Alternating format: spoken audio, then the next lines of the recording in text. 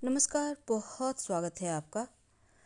नवंबर के महीने में बहुत सारे ग्रहों का महापरिवर्तन हो चुका है और अब शनिदेव का बारी है। शनिदेव मार्गी होने जा रहे हैं 28 नवंबर को आपके तृतीय भाव में। तो तीसरे घर में शनिदेव जब मार्गी होंगे तब आपकी लाइफ पर इसका प्रभाव क्या पड़ेगा। वैसे तो 29 मार्च से ही आप 7.5 से आज़ाद हैं और 29 मार्च से ही शनिदेव आपके तृतीय भाव में चल रहे हैं। जुलाई के महीने में वो वक्री हो गए थे, अब 28 नवंबर को मार्गी होंगे और अगले 8 महीने तक मार्गी अवस्था में तृतीय स्थान में ही रहेंगे। तो शनिदेव इस समय पूरी तरह से देवगुरु बृहस्पति के आशीर्वाद से जुड़े हुए हैं या उन पर आशीर्वाद उनका बरस रहा है, क्योंकि देवगुरु बृहस्पति आपके सप्तम भाव में विराजमान है और उनकी 9वीं दृष्टि शनिदेव पर तृतीय भाव पर पड़ रही है। तो शनिदेव पर उनकी दृष्टि और शनिदेव मीन राशि में यानी कि आपके तृतीय घर में विराजमान है और साथ ही गुरु के ही नक्षत्र पूर्वा फाल्गुनी नक्षत्र में बैठे हैं। तो 3 तरह से गुरु के प्रभाव में शनिदेव आ चुके हैं। तो चलिए जानते हैं कि इस प्रभाव से आपकी लाइफ पर इसका असर क्या होगा। तमाम बातें जारी है, वीडियो के अंत तक बने रहिए और ये प्रेडिक्शन चंद्र राशि पर आधारित है। पसंद आएगा वीडियो तब लाइक कीजिएगा, चैनल को सब्सक्राइब कीजिएगा और कमेंट में हर हर महादेव जरूर लिखिएगा। तो मकर राशि वालों, चलिए समझते हैं। अगर आपकी नाम से भी राशि है तो आप देख सकते हैं। तो वर्तमान में शनिदेव गुरु की राशि में बैठे हैं और अगर आपकी कुंडली में गुरु की दशा अंतर दशा चल रही है तो ये गोचर विशेष रूप से ज़्यादा प्रभाव आपकी लाइफ पर देगा। तो शनिदेव जो है ना, वो न्याय के देव है, धैर्य पराक्रम कर्मठता के प्रतीक हैं और मेहनत का फल देने वाले। लेकिन किसी भी तरह का लालच में पड़िएगा तब दिक्कत है। किसी भी तरह का इनलीगल काम करेंगे तब शनिदेव छोड़ते नहीं, क्योंकि वो दंडाधिकारी हैं। तो शनिदेव की एक अच्छी नेचर ये है कि आपके पराक्रम भाव में बैठे हैं और उनकी प्रवृत्ति है कि वो बिना किसी रुकावट के आपके कार्य, अगर आप सही मायने में प्रयास कर रहे हैं तो पूरा कर देते हैं। तृतीय भाव में 29 मार्च को आए हैं और यहाँ पर 29 मार्च से शनिदेव तृतीय भाव में आना और 13 जुलाई को वो वक्री हुए थे, 28 नवंबर को मार्गी हो रहे हैं। तो अगले 8 महीने तक शनिदेव मार्गी ही रहेंगे। अब ये बात है कि देवगुरु बृहस्पति की दृष्टि में है। देवगुरु आपके सप्तम भाव में विराजमान है, केंद्र में है, अपनी उच्च राशि कर्क में है।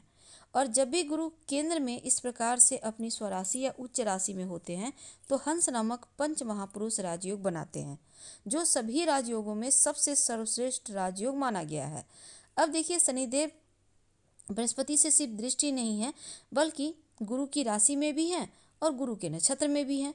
गुरु के ही नक्षत्र पूर्वा भाद्रपद नक्षत्र में विराजमान है। अब शनिदेव के ऊपर 3 तरह से गुरु का आशीर्वाद छाया हुआ है और तृतीय भाव जो है वो जुड़ा है आपके, कह सकते हैं कि विस्तार से जानते हैं। पहले ये समझ लें कि शनिदेव तृतीय भाव में और तृतीय भाव भ्रमण करवाते हैं जब शनिदेव तृतीय भाव में आते हैं तो ठीक है। अब यहाँ पर आपके लिए सबसे पहली बात, जॉब अगर प्राप्ति के लिए प्रयास कर रहे हैं तो जॉब का पहला लेटर आपको ही मिलने वाला है। अब नई नौकरी प्राप्ति की संभावना बनेगी और कह सकते हैं अगर आप जॉब करते हैं तो प्रमोशन के योग बनेंगे, वेतन वृद्धि होगी, सैलरी इंक्रीमेंट के यहाँ पर योग बनते नजर आ रहे हैं। अगर कोई पुराना कोर्ट कचहरी का मामला था तो उसमें भी आपकी जीत होगी और केस में कह सकते हैं कि शनिदेव न्याय के देव हैं तो न्याय करवाएंगे।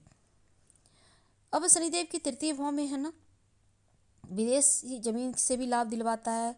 अब यहाँ पर green card, visa, PR approval जैसी लंबे समय से अटकी हुई चीज़ें आपको इसमें मिल जाएगी।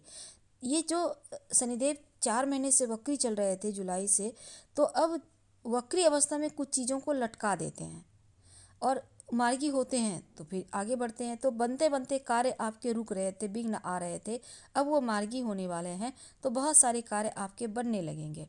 जैसे हमने कहा ग्रीन कार्ड, वीज़ा या परमानेंट रेसिडेंसी का आपको पीआर वगैरह का लेटर यहाँ पर मिल सकता है।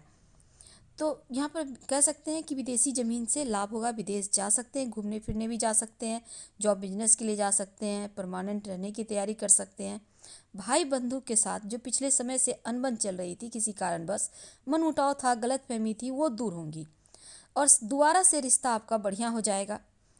अब देखिए, एक और अच्छी बात ये होगी कि इस समय कोई नया कॉन्ट्रैक्ट मिल सकता है, नया एग्रीमेंट साइन हो सकता है, कोई नया टेंडर आपको मिल सकता है, नौकरी में ट्रांसफ़र के भी योग बनेंगे और ये अच्छा होगा आपके लिए या बुरा होगा ये नहीं पता, लेकिन ट्रांसफ़र के योग बनेंगे। ठीक है। अब देखिए, इसमें शनिदेव के ऊपर गुरु की दृष्टि है, तो सप्तम से गुरु के नक्षत्र में शनिदेव। अब गुरु के प्रभाव में रहने से क्या होगा कि ज़्यादा मजबूती के साथ आपको रिजल्ट आपके पक्ष में मिलेंगे। अगर आप गुरु उच्च के हैं चूँकि, तो विवाह के योग्य हैं, तो विवाह तय होने के योग बनेंगे। नई नई पार्टनरशिप या कह सकते हैं कि नई चीज़ों में आप ज्वाइन हो सकते हैं। बिजनेस के अगर स्टार्ट करना चाहते हैं, बिजनेस या प्रॉपर्टी में बड़ा निवेश आप चाहते हैं, तो यहाँ पर बढ़िया है। इंपोर्ट एक्सपोर्ट के कारोबारी के लिए बड़ी सफलता के योग हैं। आने वाले कुछ महीने आपके लिए शुभ फल मिलते दिखेंगे। और अब देखिए, जो मकर वाले हैं, शुभ फल की वृद्धि तो हो रही है, लेकिन शनिदेव के शुभ फलों में वृद्धि के लिए आपको कुछ उपाय भी करना चाहिए, जैसे कि ओम शं शनैश्चराय नमः आपके राशि के स्वामी, आपको तो लाइफ टाइम 5 बार कम से कम शाम में जप करना है और रोज़ सुबह भगवान सूर्य को प्रणाम करके आप हनुमान चालीसा का पाठ कर लीजिएगा, तो मुश्किलें आपकी समाप्त हो जाएगी, भाग्य की वृद्धि होगी। हम आपसे विदा लेते हैं। जानकारी अच्छी लगे तो लाइक कर, सब्सक्राइब करें, शेयर करें, कमेंट करें। धन्यवाद। हम